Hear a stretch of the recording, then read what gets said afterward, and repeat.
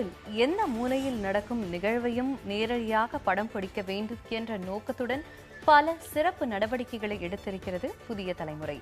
அந்த வகையில் கடந்த ஓராண்டில் உலக அளவில் புதிய தலைமுறை செய்தியாளர்கள் நேரடியாக காட்சிப்படுத்திய நிகழ்வுகளை தற்போது பார்க்கலாம்.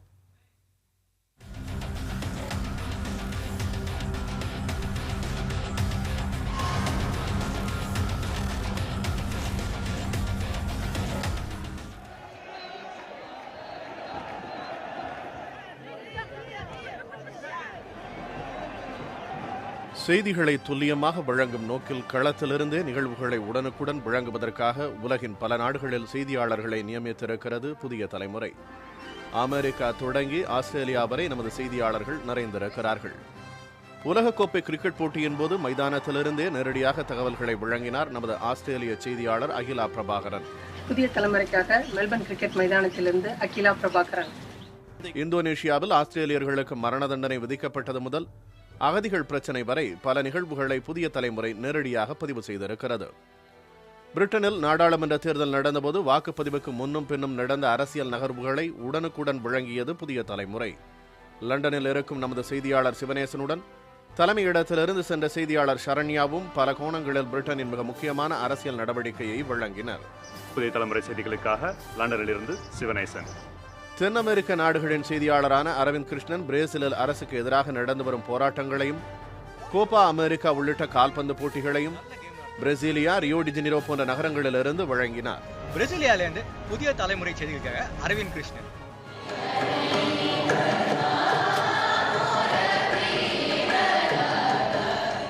அமெரிக்க பிராந்தியத்தில் நடக்கும் அரசியல், சமூக, பண்பாட்டு நிகழ்வுகளை அங்கிருக்கும் நமது செய்தியாளர் ராதா ரகுநாதன் தொடர்ந்து பதிவு செய்து வருகிறார். கிளீவ்லண்ட் தியாகராஜா ஆராதனை உற்சவத்திலிருந்து புதிய தலைமுறை டிவிக்காக ராதா ரகுநாதன். ரஷ்ய அதிபர் புதின் தொடர்பாக அவரது மனைவி பேட்டி அளித்ததாக தமிழ் ஊடகங்களில் செய்திகள் வெளியாகிக் கொண்டிருந்த போது அந்த பேட்டி தொடர்பான உண்மை தகவல்களை வெளிச்சத்துக்கு கொண்டு வந்தார் நமது ஜெர்மனி செய்தியாளர் மிருணாளினி. அதிக பொருளாதார வளம் கொண்டுள்ள நாடாக திகழ்கிறது ஜெர்மனி. கட்டுப்பாடுகள் நிறைந்த வளைகுடா பிராந்தியத்திலிருந்து புதிய தலைமுறைக்காக செய்தி சேகரித்து வருகிறார் நமது செய்தியாளர் நிவேதிதா ஆனந்தன்.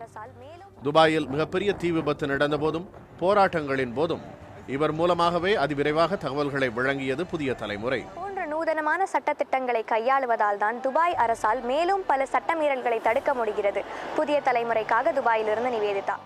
தைவானையும் சீனாவையும் புயல் தாக்கிய போது தைப்பே நகரில் இருக்கும் நமது செய்தியாளர் வனிதா நித்யானந்தம் களத்தில் இருந்தபடியே பிரத்யேகமான தகவல்களை அளித்தார். அதிகம் அறியப்படாத தைவானின் பண்பாட்டு நிகழ்வுகளும் அங்கிருக்கும் தமிழர்களின் வாழ்க்கை பற்றிய செய்திகளையும் வழங்கி வருகிறார். தைவானிலிருந்து புதிய தலைமுறைக்காக வனிதா. பன்னாட்டு செய்திகளில் கிழக்காசிய பிராந்தியத்தின் நிகழ்வுகளுக்கு புதிய தலைமுறை அதிக முக்கியத்துவம் அளித்து வருகிறது. இதற்காகவே மலேசியாவிலும் சிங்கப்பூரிலும் செய்தியாளர்கள் நியமிக்கப்பட்டிருக்கிறார்கள். மலேசியாவின் அரசியல் நகர்வுகளையும் பொருளாதார நிகழ்வுகளையும் அங்கிருந்தபடியே நமது செய்தியாளர்கள் வேதகுமாரி, மோகனா உள்ளிட்டோர் வழங்கி வருகிறார்கள். புதிய தலைமுறை செய்திகளுக்காக வணக்கம் நேச ஒத்துழைப்போடு கோலாலம்பூரிலிருந்து மோகனா அருட்ஜோதி.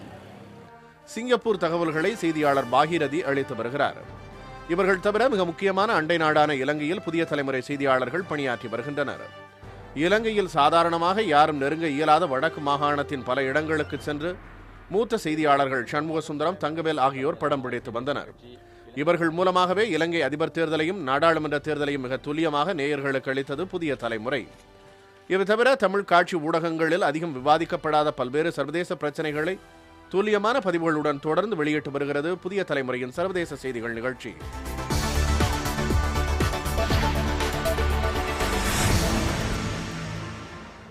மிக முக்கியமாக பாலஸ்தீன பிராந்தியமான காசாவின் அரசியல் பின்புலம், மக்களின் நிலைமை உள்ளிட்டவற்றை நடுநிலை பெறலாமல் கூறுவதற்கு பெரும் முயற்சியும் அக்கறையும் எடுத்துக் கொண்டிருக்கிறது. கடந்த ஓராண்டில் ஈராக், சிரியா, ஈரான், எகிப்து உள்ளிட்ட சிக்கலான மத்திய கிழக்கு பிரச்சனைகளின் பல்வேறு பரிணாமங்களும் இந்த பகுதியில் அலசப்பட்டிருக்கின்றன.